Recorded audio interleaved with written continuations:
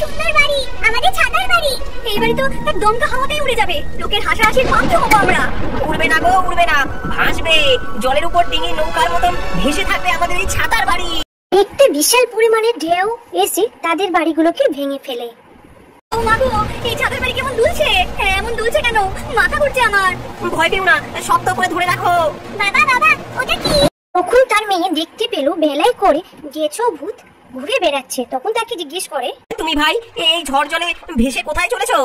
আমি হলাম গেছো ভূত, এই গাছে থাকি, কিন্তু বন্যায় আমার গাছ ডুবে গেছে, তাই এখন ভাসছি। এই তোমাদের বাড়িটা তো বেশ মজার, আমাকে একটু জায়গা দেবে?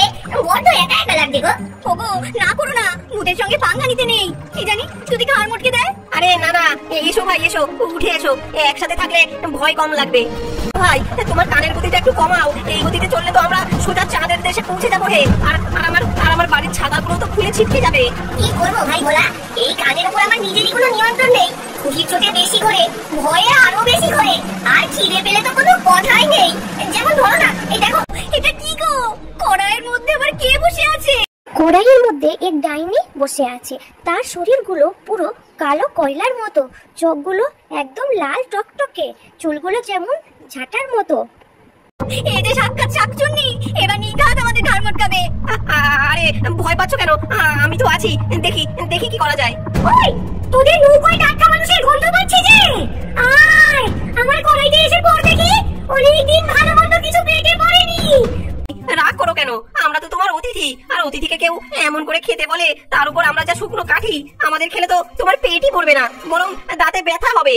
তবে তবে কি খাওয়াবি আমায়? তোদের কাছে আছেটা কি? শুধু হাড় আর চামড়া ছাড়া? মনীষা, আঁচলে কি আছে বের করো তো।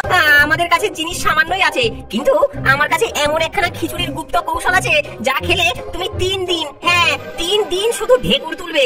সে যে কি স্বাদ! স্বর্গের দেবতারাও এমন খিচুড়ি চোখে দেখার জন্য হাপিত্তেশ করে। খিচুড়ি বলিস কি রে? কি কি দিবি তাতে? আমার কড়াই কিন্তু রেডি।